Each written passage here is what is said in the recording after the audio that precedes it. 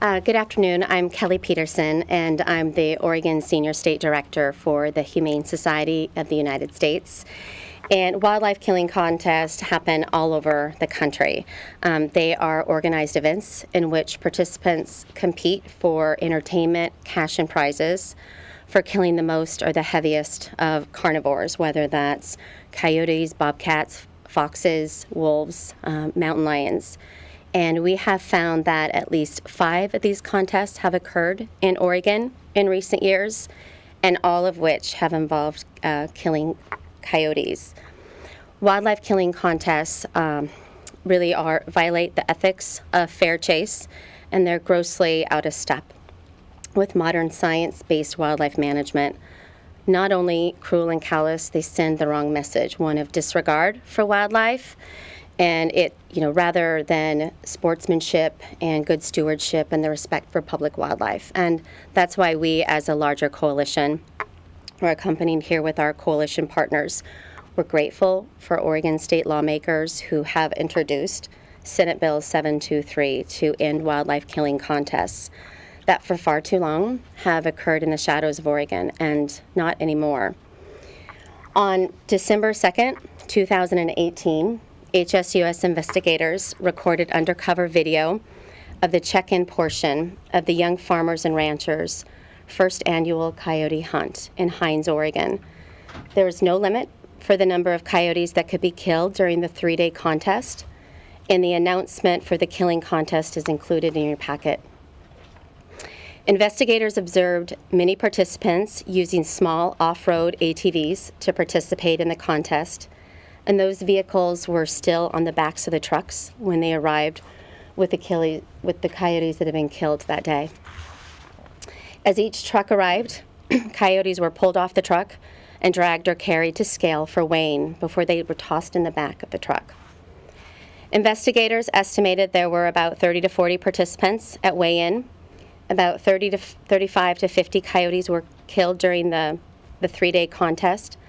Most of the participating teams brought in between 2 and 5 coyotes, but a last-minute arrival came in with 10 dead coyotes.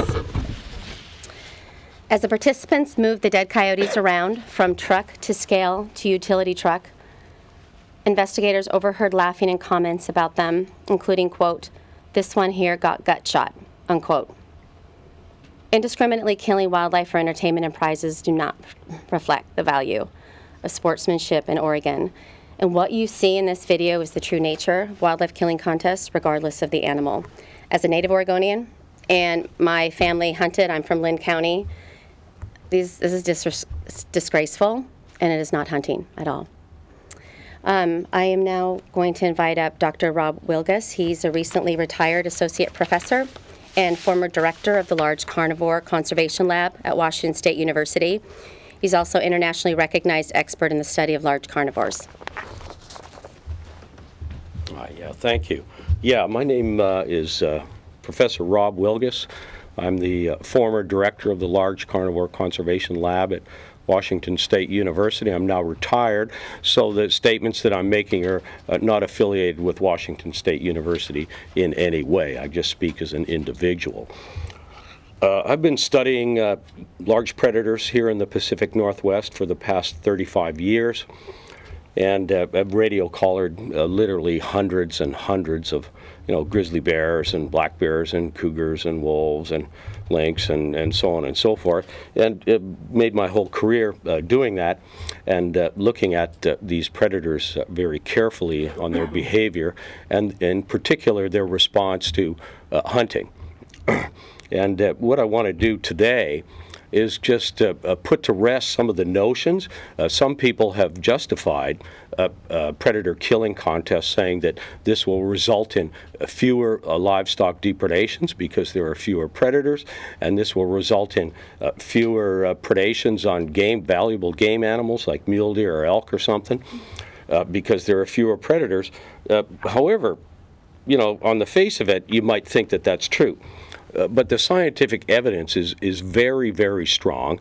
Experiments have been done in Idaho and Utah and Washington State, and all over the place. And what we found, contrary to that belief, is that often these mass killings will result in increased livestock depredations and increased predation on valuable game animals. And the reason for that is animals like coyotes or wolves are strongly territorial.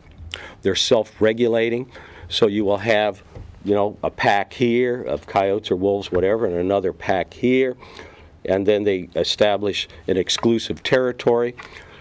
If these resident animals are killed, the social hierarchy and the territoriality breaks down.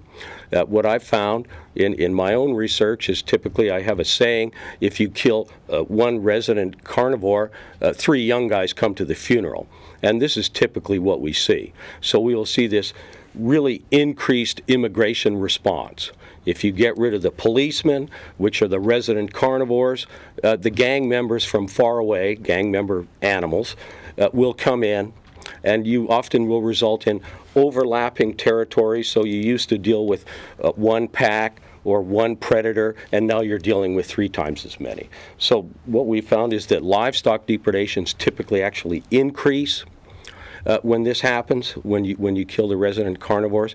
The same thing with predation on game animals. You may result with more but younger coyotes or wolves preying on game animals, and again, you have this stacking effect where you used to have one pack or one animal, and now you've got a stack of pancakes that you have to deal with. So the results are pretty unequivocal. Large-scale experiments have been done, small-scale experiments have been done all over the place. The results are always the same. Mass killing simply does not result in more deer on the ground, and mass killing does not result in fewer livestock depredations in a given area because of the breakdown in the self-regulatory territorial behavior. The only time that these things actually work is when you kill over 70% of the predator population, and then you don't get the compensatory immigration. You have to do this over a large area. You don't get the compensatory reproduction. Also, that's if you kill residents, you have one breeding pair. If you kill that breeding pair off, you may have now 3 breeding pairs, so you have more reproduction. It simply doesn't work. The best thing to do is to allow these carnivores to self-regulate, and we found that that's where the fewest problems arise. Thank you. I now want to introduce another speaker here, and it's Michael Paul Nelson. He's an environmental scholar and writer and teacher and professor at Oregon State University. He's also the chair of the Renewable Resources in the Department of Forest Ecosystems and Society in the College of Forestry, and I'm an alum, so I'm very proud to introduce him. So, thank you. Thanks. My name is Michael Paul Nelson. I am a professor of environmental ethics and philosophy at Oregon State University. My statement is my own, and it does not reflect any position held by my institution of employment. So let me begin by saying that wildlife killing contests are wrong. Admittedly, many of the issues that we face in the world are controversial and they're wrought with moral uncertainty, but this one really is an ethical no-brainer. That should make us wonder, why on earth are killing contests still allowed in Oregon? Wildlife killing contests are one of those rare and unfortunate cases in which legality has been severed from morality, and the bill being proposed today is a laudable effort to change that. But if we're going to change or institute a law, we probably want to be able to explain why. A minute ago, I told you that wildlife killing contests are wrong, but I don't want you just to take my word for it. I'm a philosopher, and philosophers don't accept claims before they're backed up with good reasons and sound arguments. So let's think about this systematically. We can start by isolating the component of wildlife killing contests that's morally problematic. I think we can rule out the notion of contest as morally problematic. Contests are things that are common in everyday life. They're often fun and usually benign. There's nothing inherently wrong with contests. So what about the killing part? I think most of us acknowledge that killing is at least morally questionable. We tend to suspend judgment in extreme cases like war or death with dignity, but on the whole, we probably start with the assumption that killing is wrong, unless circumstances create some exception. But the circumstances here, remember, involve a contest. I think it's safe to say that killing for contest is wrong. Or at least that's safe to say when we're talking about killing a human being. That leads us to the final step of our systematic analysis. Does adding the word wildlife do anything to make us think differently about killing contests? I don't think it should, and here's why. If you think killing contests are wrong, but wildlife killing contests are fine, you're probably coming from what philosophers call an anthropocentric utilitarian perspective. According to this perspective, only humans matter. Humans alone are considered ends in themselves, persons with inherent value and dignity. While other life forms are relegated to the realm of things. Denied agency, interest, or autonomy, animals can be viewed as mere goods for humans to exploit and enjoy. You should know that if you disagree with everything I just said, and I just described, you are not alone. In fact, research suggests the vast majority of people in this country believe wildlife have value for their own sake, above and beyond any benefits they provide for humans. And yet, an anthropocentric utilitarian perspective is deeply embedded in our country's economic institutions, legal systems, and social customs. It normalizes unconscionable cruelties of commercial factory farming. It underwrites state-sponsored programs of lethal wildlife management which systematically destroy millions of animals each year. It habituates us to routine acts of deadly violence, quelling our conscience as we swat pests and exterminate vermin. An anthropocentric utilitarian perspective finds a near-perfect exemplification in wildlife killing contests.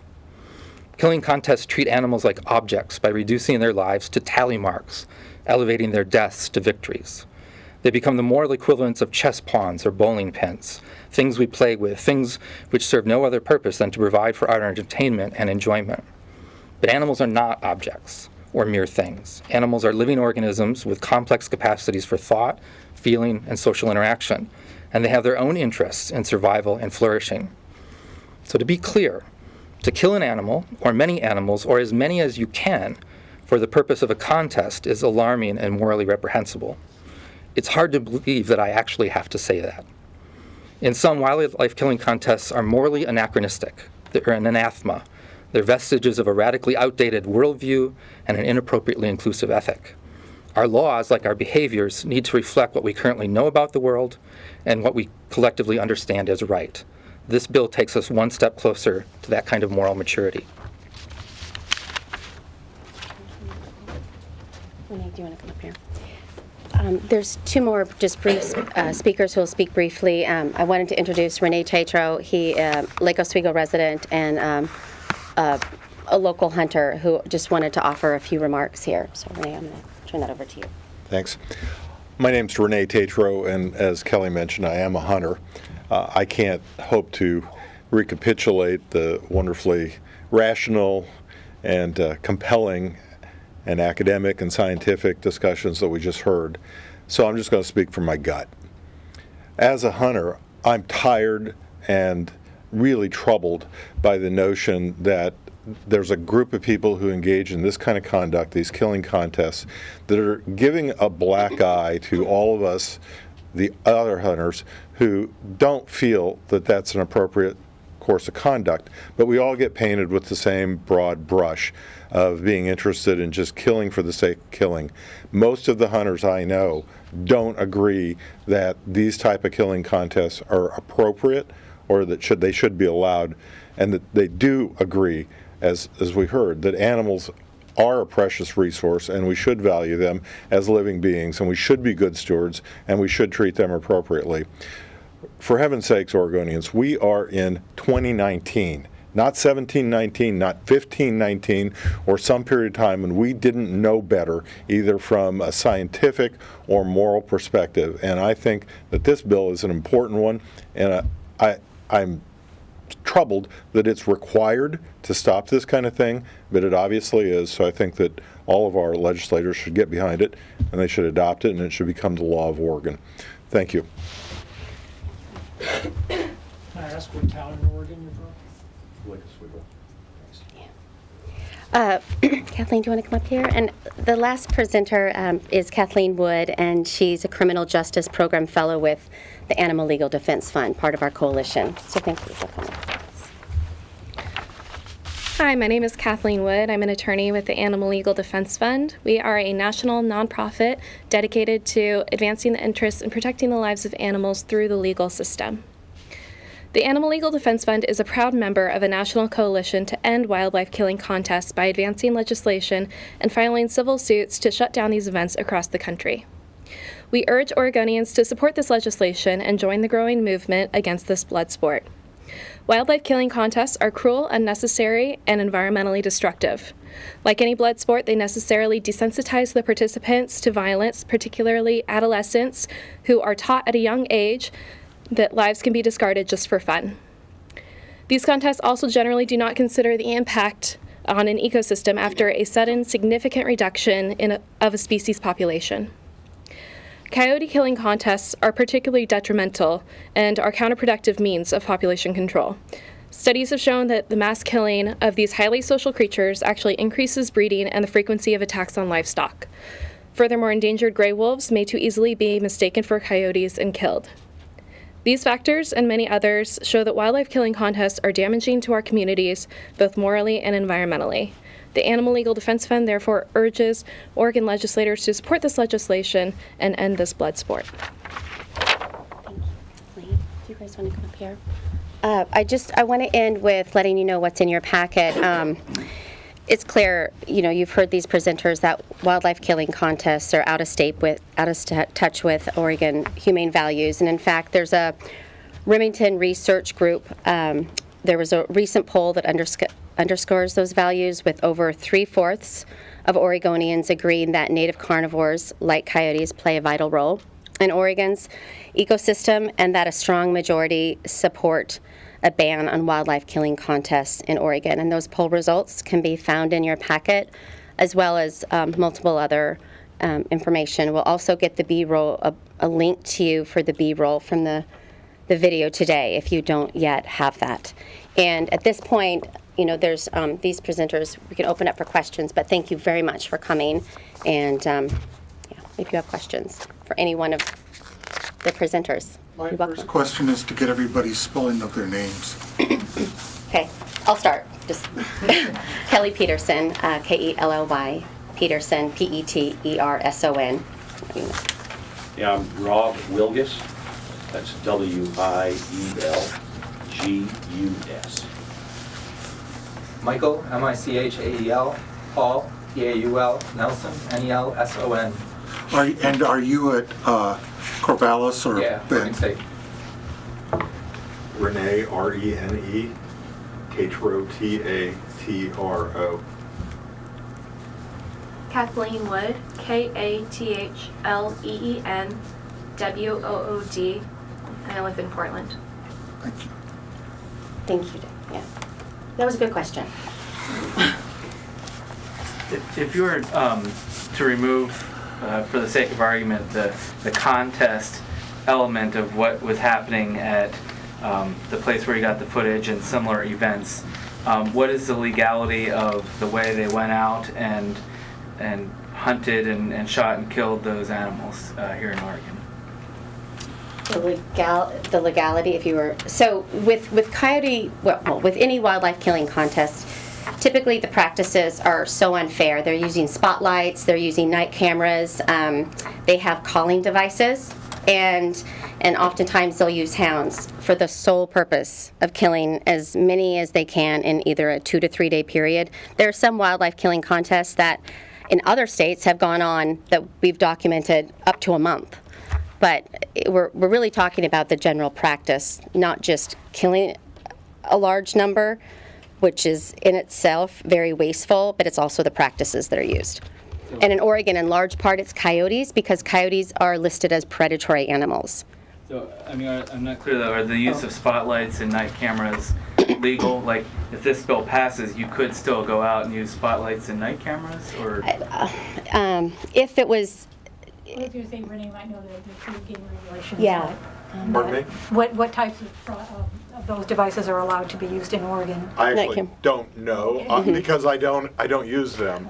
But I do know that for example, there's no limit or season on coyotes. in Right. Oregon because they are, as Kelly mentioned, considered to be just a predator. Yeah, so predatory animals in Oregon, there are, a host of animals under that definition. That means that there are no bag limits, and there's no hunt. It's year-round hunting season. You also, just for sakes for you to know, that for trapping purposes, an animal can be trapped, a predatory animal, up to 30 days in Oregon.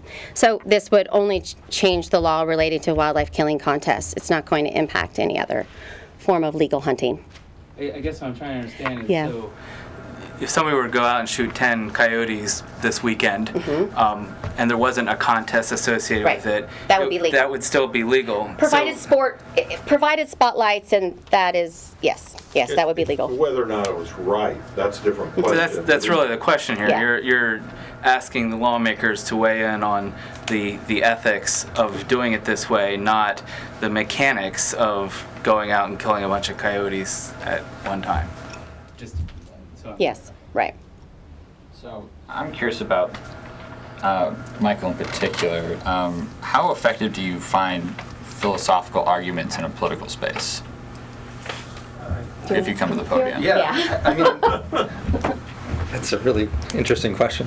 I think ultimately all political spaces involve philosophical questions, right? We're making assumptions about, anytime we're making a political argument, they're built upon assumptions that are ultimately philosophical. They're assumptions about, what kind of things are humans, what kinds of things is the non-human world, what's the appropriate relationship between those two. So I don't see a lot of space between them. I think one of the things that we often fail to do is acknowledge that and reflect upon the philosophical assumptions that underpin our legal structures, which is one of the things that I think is interesting in this case, is we are being asked to reflect upon those assumptions that are being made and that are underpinning this practice, and to reject those. And building off of that, I guess just as you are trying to push this bill forward and other similar bills, do you find that it's more effective to use those philosophical, like this is a wrong, thing to do arguments, or the scientific arguments would say this is not only wrong but probably also ineffective? You're actually asking a social science question, and I don't know if I really know the answer. I mean, I think there's social science work that's been done that does suggest that moral appeals are actually pretty powerful, and they stick with people. Other appeals are powerful as well, but it's, I think in this case, the arguments in favor of things they have both scientific and philosophical premises. And so I think we would be silly not to try to understand and critique both of those kinds of premises. And anyone's willing to, or welcome to answer these. I guess the point I'm trying to get to is that Oregon has a long history of and of hunting and having pride in hunting. And I'm just curious. A lot of the lawmakers are from rural Oregon that you're trying to that would have to support something like this. So if it's, what tactic would you think be most effective going forward? Is it the science, or is it the morality, or is it both? I can speak not as a legislator, but as a jury trial guy. And I'll tell you, everybody's got the things that are going to be most appealing to them. And so I don't think there's a one-size-fits-all answer to your question. I think some people will be compelled by science, some will be compelled by the moral aspect of it, some will be compelled by a combination, some won't be compelled at all. And the ones that can't be compelled at all, you're not going to convince them no matter what you say. But I think everybody needs to find the message that resonates with them, and that's what will carry the day. Can I just say something to your question? Kathleen, up here. Just as a side note, these contests are often linked with illegal gambling schemes. I don't know Oregon's gambling laws off the top of my head. I'd be happy to follow up with you via email, but that is the basis of the Animal Legal Defense Fund's civil suits against them. Most recently in Utah, we filed a civil nuisance case because they were using illegal gambling practices. What is the illegal gambling that ties in with hunting? Because it is a gambling event. If they put money into a purse and then the person who wins then receives the winnings. There's also a lot of times Calcutta betting with these events where spectators can bet on which participant they think will win. And in some states, again, I'm not familiar with Oregon's laws, but in some states that is illegal gambling. You know, and I wanted to say, well, in 1997, I became aware as, you know, a new advocate. I came down to the Capitol learning about an issue called canned hunts in Oregon, where people paid a fee, you went into a fenced-in enclosure, and you shot an animal at point-blank range, and these were tame animals. That didn't have a place in Oregon at that time. Over a 2-year period, the Oregon Fish and Wildlife Commission, in large part made up of mostly very ethical hunters, voted nearly unanimously to ban canned hunts in Oregon. There are some lines when it comes to hunting issues that have to be drawn, that are absolutely, when you stack the deck so against an animal, it's unfair, it's wasteful, it's wrong. And, you know, it is giving, you know, demonstrating that for life, for wildlife has, you know, we're disregarding it and sending a very poor message, whether it's to young, to the sportsmanship in Oregon, to good stewardship, and the respect for the public's wildlife. This is the public's wildlife, and we're talking about a small fraction of people that engage in wildlife killing contests. Oregon has a long tradition in ethical, fair chase hunting, and that's just what we want to keep. That's what we're asking with this bill, is to ban a practice that is far outside the bounds of that. Kelly, have you taken this to the Fish and Wildlife Commission? That's a good question. We haven't, however, because we would have. That would have actually been an appropriate place to go and petition the Fish and Wildlife Commission to address this. There is a statute that prevents the Oregon Fish and Wildlife from changing any taking laws related to predatory animals. So they are prevented from doing that. Only the legislature can do it, or, you know, a ballot measure. So following up on that, if this bill isn't successful, is that another avenue you might take, is trying to get that provision removed and then go to Fish and Wildlife? I think this bill will be successful. However, if it's not, I think it's an avenue that we would have to explore. Yeah, I'm not sure when that statute was put in place. I think it was about 5 or 6 years ago.